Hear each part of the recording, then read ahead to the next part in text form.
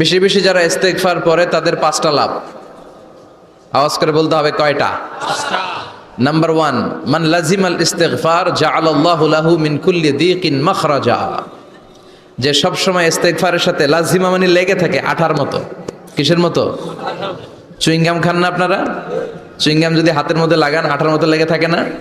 বাচ্চারা আবার দুষ্টামি করে চুইংগাম খেয়ে আরেকজনের চুলের মধ্যে লাগায় দেয়, আছে না নাই? তখন সরিষার তেল দিয়ে ছুটাইতে হয়, তাই না? তো মান লাজিমাল ইস্তেগফার, যে ইস্তেগফারের সাথে আঠার মতো লেগে থাকে, সে 5টা জিনিস পায় জীবনে। চিল্লায় বলেন না কয়টা? 1 নাম্বার, জাআলাল্লাহু লাহু মিন কুল্লি দীকিন মাখরাজা। সব বিপদ থেকে তার উদ্ধার করে কে? আল্লাহ। আমাদের জীবনে বিপদ আপদ আছে না নাই? আছে। কম না বেশি? বেশি। কত বিপদ, কত ধরনের বিপদ। যে কোনো সময় দুর্ঘটনা হতে পারে, রোড অ্যাক্সিডেন্ট, আছে না নাই? আছে। যে কোনো সময় গুম হয়ে যেতে পারেন, আপনারা খুঁজে পাবেন আপনার স্বজনরা। যে কোনো সময় ক্রস ফায়ারের মধ্যে পড়তে পারেন, ঠিক কি না? যে কোনো সময় বজ্রপাতে আপনি নিহত হতে পারেন, ভূমিকম্পের মাঝখানে পড়তে পারেন, দুজন কোবাকবি লাগছে, আপনি মাঝখানে, হইতে পারে না? জাআলাল্লাহু লাহু মিন কুল্লি দীকিন মাখরাজা। এরকম সব ধরনের বিপদ থেকে তারা রক্ষা করবে কে? আল্লাহ। যদি ইস্তেগফারের সাথে আঠার মতো লেগে থাকা যায়। এই হলো নাম্বার 1। নাম্বার 2, ওমিন কুল্লি হাম্মিন ফারাজা। যে সব সময় আঠার মতো ইস্তেগফারের সাথে লেগে থাকবে, আল্লাহ তাকে দুশ্চিন্তা থেকে মুক্তি দিবেন, তার কোনো টেনশন থাকবে না। সুবহানাল্লাহ পড়েন। আমাদের জীবনে টেনশন আছে না নাই? জীবন নিয়ে টেনশন, মরণ নিয়ে টেনশন, ক্যারিয়ার নিয়ে টেনশন, বাড়ি ভাড়ার টেনশন, বিদ্যুৎ বিলের দাম বেড়ে যাচ্ছে, টেনশন, ঘরের মধ্যে শান্তি নাই, টেনশন, দ্রব্যের দাম বাড়তেছে, বেতন কমতেছে, টেনশন, ঠিক কি না? এই টেনশন থেকে আপনাকে মুক্ত রাখবে কে? আল্লাহ। নাম্বার 3, ওয়ায়ারযুকহু মিন হাইসু লা ইয়াহতাসিব। এমন জায়গা থেকে আল্লাহ আপনাকে রিজিকের ব্যবস্থা করবে, আপনি কল্পনাই করতে পারবেন না। রিজিক দেওয়ার মালিক কে? কেউ যেটা পারে না, পারে কে? এমন জায়গা থেকে তিনি রিজিক দিবেন, আপনি কল্পনাই করতে পারেন না। আপনি হিসাবই করেন না যে এখান থেকে কিছু রিজিক আমি পাবো, কিন্তু আল্লাহ ব্যবস্থা করে দিয়েছে। সুবহানাল্লাহ পড়েন।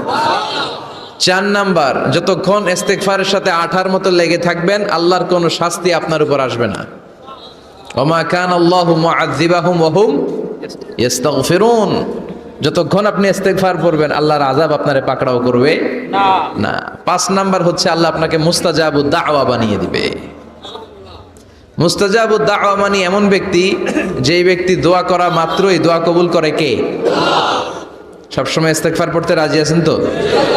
আরব বিশ্বে আমরা যখন পড়াশোনা করতাম, তখন দেখতাম যে রাস্তাঘাটে বিভিন্ন জায়গায় আজকারগুলো, আল আদইয়াতুল মাসুরা, মাসনুন দোয়াগুলো তারা লিখে রাখতো, যাতে মনের অজান্তেই তাদের চোখ ওই সাইনবোর্ডে পড়লে তারা যেন ওই দোয়াগুলো পড়তে পারে। রাস্তার মধ্যে লেখা থাকতো সুবহানাল্লাহ, আলহামদুলিল্লাহ, আল্লাহু আকবার, লা ইলাহা ইল্লাল্লাহ। আপনি উঁচু কোনো জায়গায় উঠবেন বা লিফটে দিয়ে উপরে উঠবেন, সিঁড়ি দিয়ে উপরে উঠবেন, ওঠার সময় বায়ে লেখা আল্লাহু আকবার।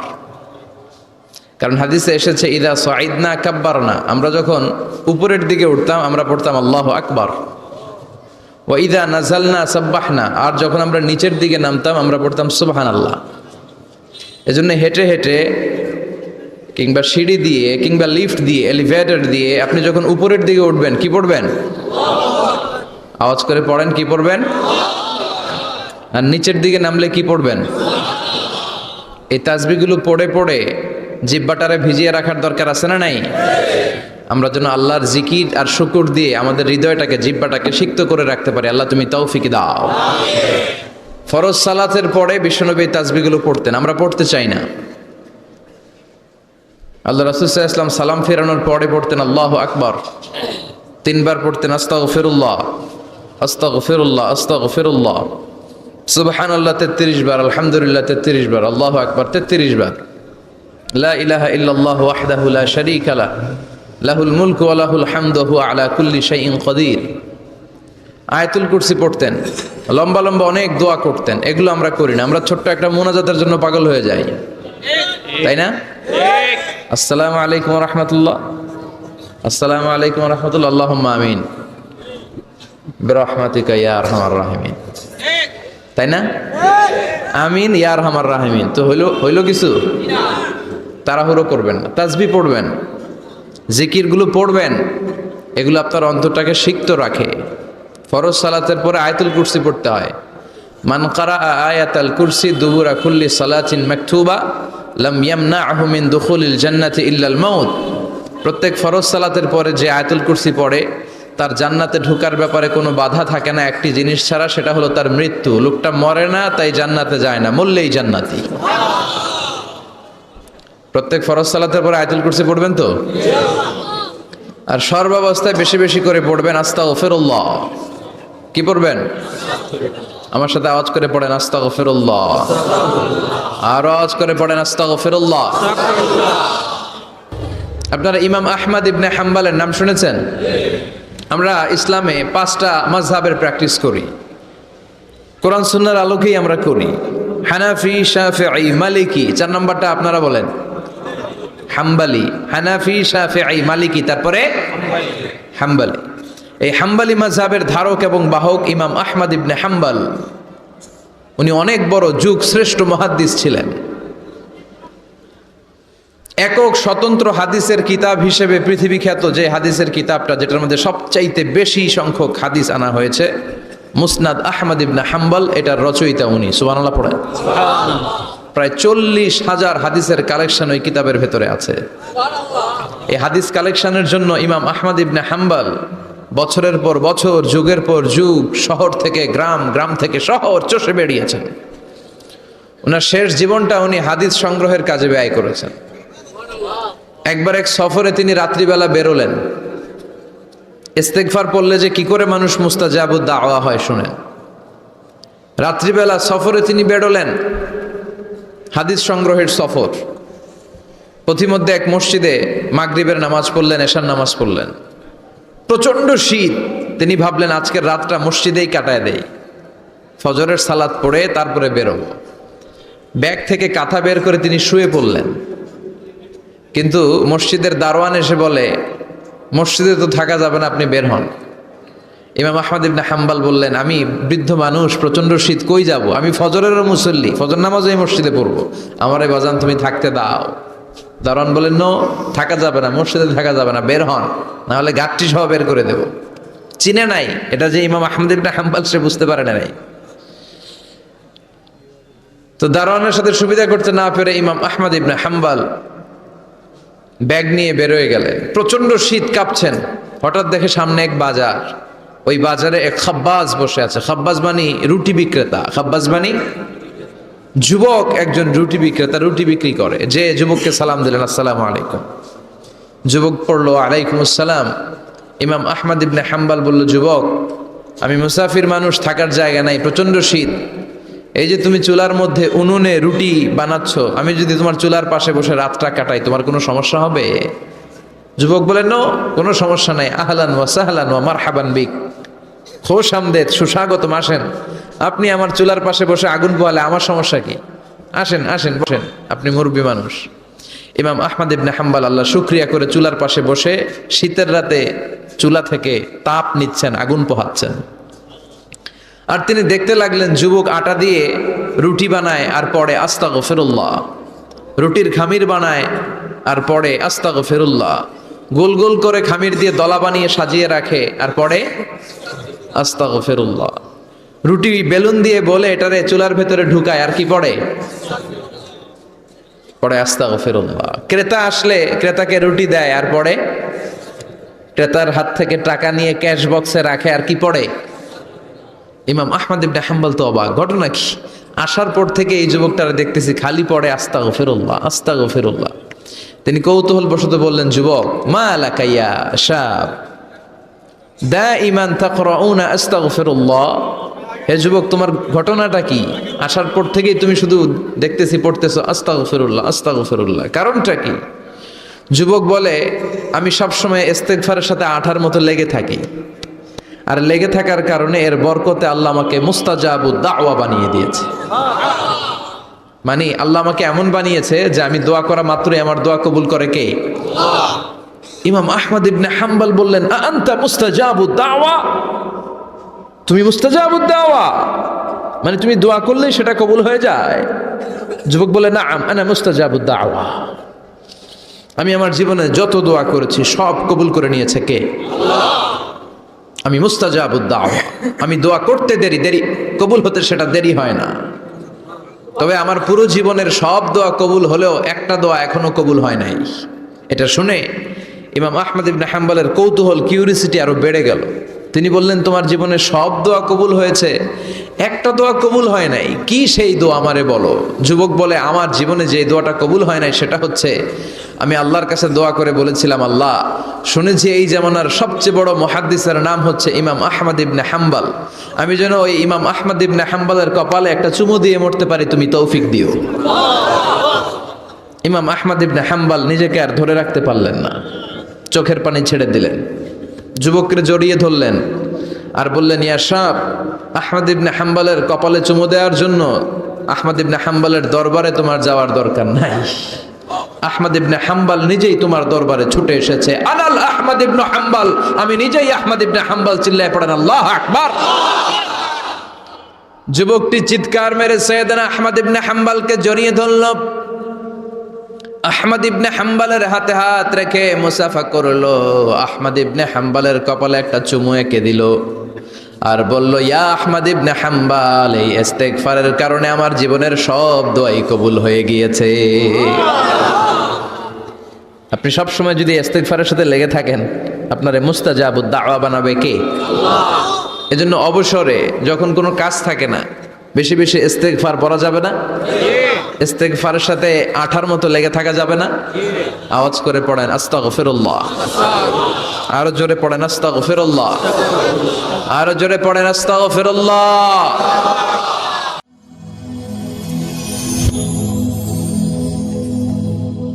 Rose TV 24. Enjoy by listening to the Holy Quran. 6টা দোয়া এবং জিকির আছে, যে দোয়া জিকিরগুলো কোরআন হাদিসে বর্ণিত সকল দোয়া জিকিরের খোলাসা, সারমর্ম এবং নির্যাস। এই 6টাকে যদি কোনো মুসলমান নিয়মিত আঁকড়ে ধরে, তাহলে কোরআন এবং হাদিসে যত দোয়া এবং জিকির আছে, কেমন যেন তার নির্যাসটা নিয়মিত সে আমল করুন।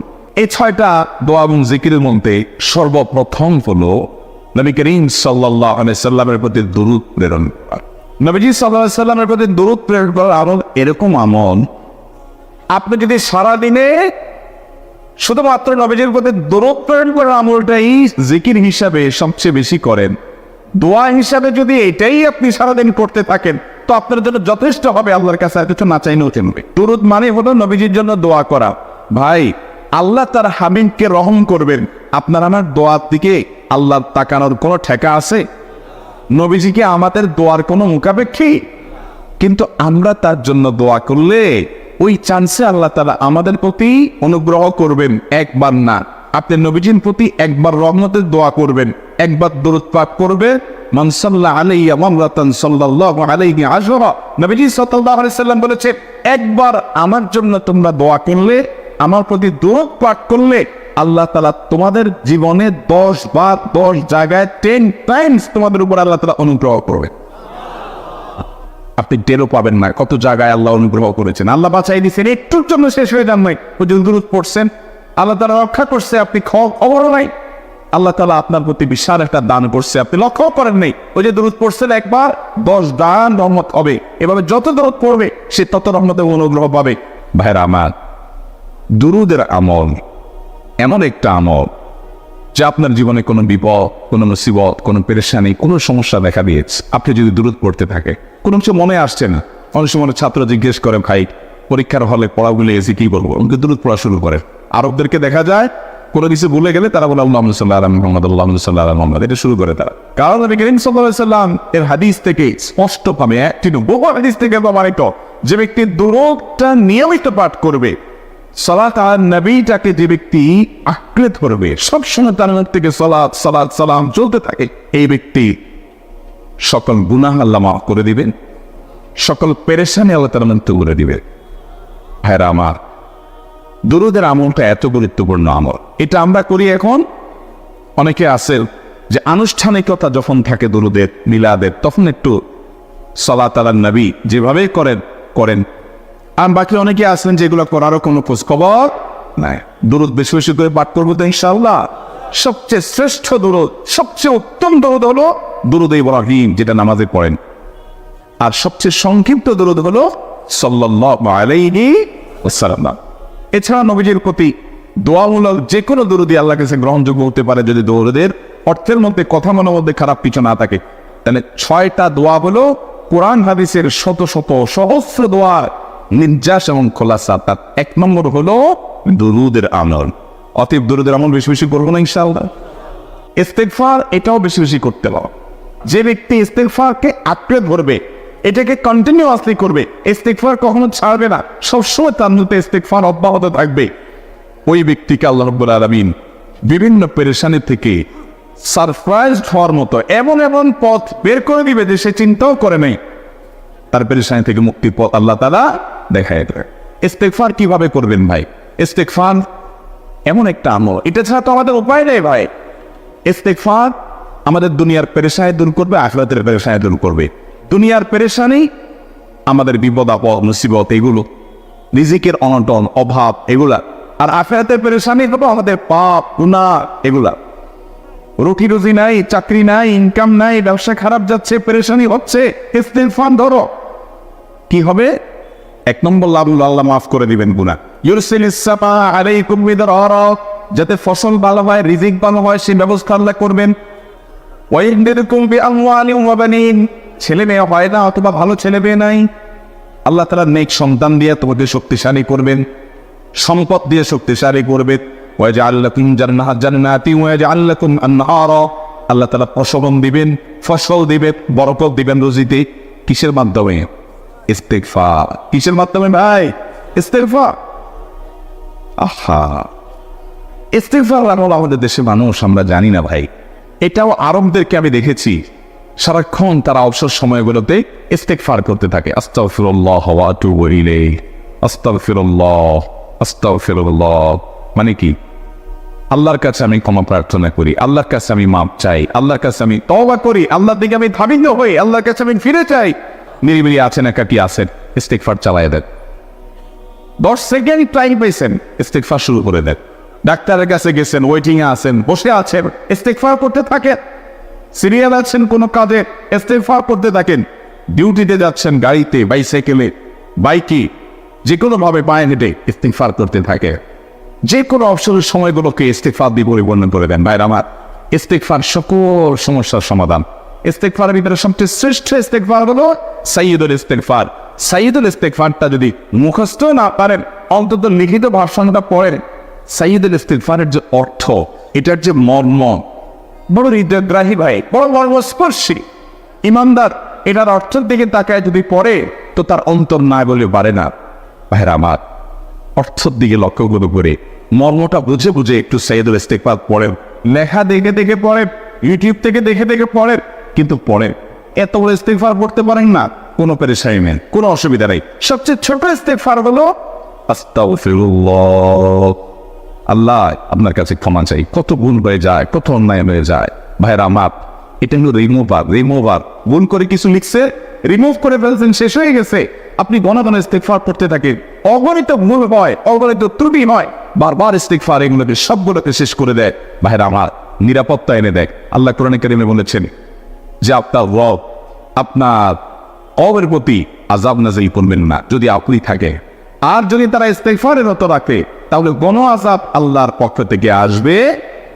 আরেকটা ইস্তেগফার হাদিসে বর্ণিত, আস্তাগফিরুল্লাহাল্লাযী লা ইলাহা ইল্লা হুয়াল হাইয়ুল কাইয়্যুম ওয়া আতুবু ইলাইহি ওয়া লা হাওলা ওয়া লা কুওয়াতা ইল্লা বিল্লাহ। এটাও ইস্তেগফার। তাহলে একটা বড় ইস্তেগফার, একটা মিডিয়াম, একটা ছোট, যার যেটা সুবিধা হয় এটা পড়েন। বড়টা হলো সাইয়্যিদুল ইস্তেগফার, সবচেয়ে শ্রেষ্ঠ ইস্তেগফার যে হাদিসে বর্ণিত হয়েছে। সাইয়্যিদুল ইস্তেগফার নবীজি সকাল সন্ধ্যা পাঠ করতেন, বিভিন্ন সময় পাঠ করতেন, রাতে পাঠ করার কথা বলতেন। সাইয়্যিদুল ইস্তেগফার পাঠ করলে আল্লাহ রাব্বুল আলামিন ওই দিনে, ওই রাতে, ওই ব্যক্তি মারা গেলে তার সব গুনাহ খাতা মাফ করে তাকে জান্নাতে দেবেন ইনশাআল্লাহ। অতএব ভাইরা আমার, ইস্তেগফার বেশি বেশি করতে হবে, চেষ্টা করুন ইনশাআল্লাহ ইস্তেগফার করা। নাম্বার 3, এটা আমাদের বেশিরভাগ মানুষ জীবনে হয়তো শুনেনও নাই, অনেকে হয়তো শুনছেন, আমল করা পায় না। খুব সীমিত সংখ্যক আল্লাহর বান্দার আমলের তৌফিক, সেটা হলো ইয়া দাল জালালি ওয়াল ইকরাম। এটা একটা জিকির। আল্লাহ তাআলাকে ডাকা, আহ্বান করা, এটাই জিকির। ইয়া যাল জালালি ওয়াল ইকরাম। নবী করিম সাল্লাল্লাহু আলাইহি সাল্লাম বলেছেন, আলিযু বিয়া যাল জালালি ওয়াল ইকরাম। তোমরা ইয়া যাল জালালি ওয়াল ইকরাম এটাকে আঁকড়ে ধরো, এটাকে নিয়মিত করো, বেশি বেশি করে বলতে থাকো এটাকে সব সময় এটাকে মুদাওয়ামাতের সাথে কন্টিনিউয়াসলি এটা বলতে থাকো, ইয়া যাল জালালি ওয়াল ইকরাম। অনেক উলামায়ে কেরাম, মুহাদ্দিসিন ইকরাম ইয়া যাল জালালি ওয়াল ইকরাম কেন নবীজি এত বেশি বলতে বলেছেন, এটার মাধ্যমে আমাদের লাভটা কি, এর ব্যাখ্যা করতে গিয়ে বলেছেন, ইয়া যাল জালাল মানে হলো হে মহান মহান বড়ত্বের অধিকারী, হে জালালের অধিকারী, হে জালাল, ওয়াল ইকরাম হে দানশীল। তাহলে প্রথম বাক্যে আল্লাহর বড়ত্বের কথা স্বীকৃতি দিয়ে প্রশংসা করা হয়, আর দ্বিতীয় বাক্যে হে দানশীল বলে আল্লাহ তাআলার কাছ থেকে চাওয়া হয় যে আপনি যেহেতু দানশীল এবং আপনি যেহেতু মহান, অতএব আপনি আমাকে দান করেন। এটা ডাকলেই, আল্লাহকে এইগুলো ডাকলেই চাওয়া হয়ে যায়। এই জন্য বেশি বেশি করে ইয়া যাল জালালি ওয়াল ইকরাম করতে হবে। অনেকে হয়তো নতুন শুনেছেন, আজকে থেকে শুরু করে দিবেন ইয়া যাল জালালি, সকাল বিকাল মনে থাকে না তো লিখে লিখে ওয়ালে টাঙাইয়া দেন।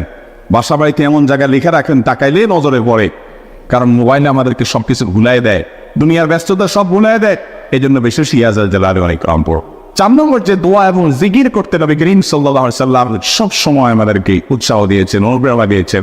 লা হাওলা ওয়ালা কুওয়াতা ইল্লা বিল্লাহ, লা হাওলা ওয়ালা কুওয়াতা ইল্লা বিল্লাহ, লা হাওলা ওয়ালা কুওয়াতা ইল্লা বিল্লাহ। এটা হবে সারেন্ডার করা, আল্লাহর কাছে সারেন্ডার করা, আত্মসমর্পণ করা। মানে আল্লাহ ছাড়া কোনো ভালো কাজ করার ক্ষমতা কারণ নাই, করার তৌফিক দেওয়ার ক্ষমতা কারণ নাই, আর পাপ থেকে বাঁচানোর ক্ষমতা কারণ নাই। এই জন্য আমি কেমন যেন আল্লাহর কাছে সারেন্ডার করছেন, লা হাওলা ওয়ালা কুওয়াতা ইল্লা বিল্লাহ। কোন অবস্থা, কোন সামর্থ্য এগুলো কারোর কাছে নাই, শুধুমাত্র কার কাছে আছে? আল্লাহর কাছে আছে। এই অর্থ বুঝে আপনি লা হাওলা ওয়ালা কুওয়াতা ইল্লা বিল্লাহ বেশি বেশি পাঠ করবেন।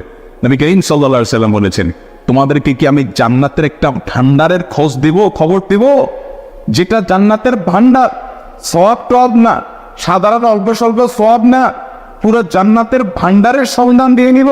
সাহাবায়ে কেরাম তো চাইতেনই সেটা। নবীজি সাল্লাল্লাহু আলাইহি সাল্লাম তখন বলেছেন যে লা হাওলা ওয়ালা কুওয়াতা ইল্লা বিল্লাহ, এটা হলো কানজুম মিন কুনুজিল জান্নাহ, জান্নাতের ভান্ডার সমূহের মধ্যে থেকে একটা বড় ভান্ডার হলো লা হাওলা ওয়ালা কুওয়াতা ইল্লা বিল্লাহ। অতএব এই আমলটা বেশি বেশি করবে। 5 নম্বর আমল হলো দোয়া ইউজ। দোয়া ইউজ জানা আছে তো? লা ইলাহা ইল্লা আনতা সুবহানাকা ইন্নী কুনতু মিনাজ জালিমিন।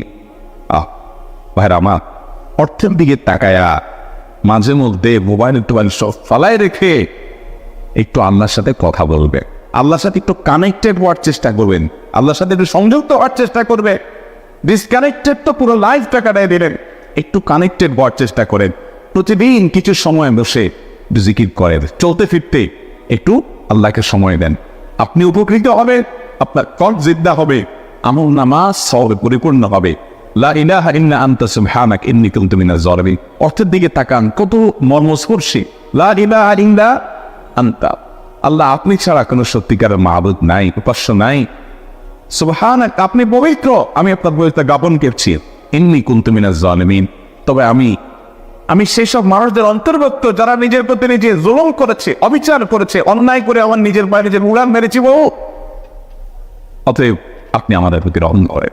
এই দোয়া পাঠ করে আপনারা সবাই জানেন আল্লাহর একজন নবী, তিনি জীবনের সবচেয়ে কঠিন পরিস্থিতির মুখোমুখি হয়ে এমন বিপদে পড়েছেন যে বিপদ থেকে উদ্ধারের কোনো পথ ছিল না। দুনিয়াবী সকল সিস্টেম বলবে যে সমুদ্রে নিক্ষেপিত হয়ে বিশাল বড় সমুদ্রের প্রাণী মাছের পেটে চলে গেলে সে মানুষ আবার বাঁচে কিভাবে? মুহূর্তের ভিতরে তো মারা যাবে অক্সিজেন অভাবে। এটাই দুনিয়ার সিস্টেম বলে। আল্লাহ তাআলা অলৌকিক ভাবে, লৌকিক সিস্টেমের ঊর্ধ্বে রেখে আল্লাহ তাআলা তাকে এই বাক্য পাঠ করার কারণে এর মাধ্যমে আল্লাহ তাকে মুক্তি লাভ করেছে। এবং আল্লাহ তাআলা এই ঘটনা কোরআনে উল্লেখ করার পর একটা সুসংবাদ বলছেন আমাদের সবার জন্য, বিরাট বড় আনন্দের সংবাদ। আল্লাহ বলেছেন ওয়াকাযালিকা নুনজিল মুমিনিন।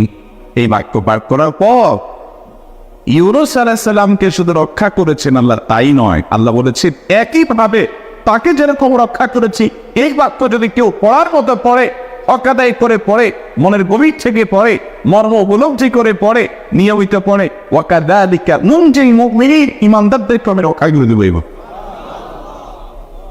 ভাইরা আমার, আমরা বিপদ আপদে পূর্ণ হুজুরদের কাছে চলে যাই দোয়ার জন্য।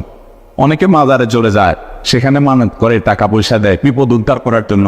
কপাল পড়া জানে না ও কার গোলাপ, ও আনসাজিবের মালিকের গোলাপ, তার সাথে ডাইরেক্ট কানেক্টেড হওয়ার সুযোগ আছে, শুধু ইউজ করলে ভাই দিলেই হয়। কপাল পড়া জানে না, ডানে বামে গিয়ে নিজের আমল বরবাদ করে, ইমান বরবাদ করে, তাও এই নষ্ট করে।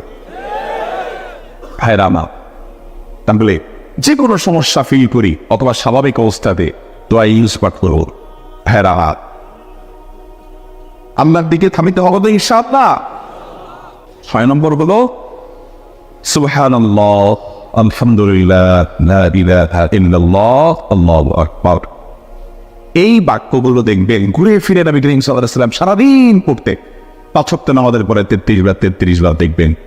আবার দেখবেন সকাল সন্ধ্যায় সুবহানাল্লাহি ওয়া বিহামদিহি 100 বার, সুবহানাল্লাহি ওয়া আলহামদুলিল্লাহ, আল্লাহু আকবার 100 বার।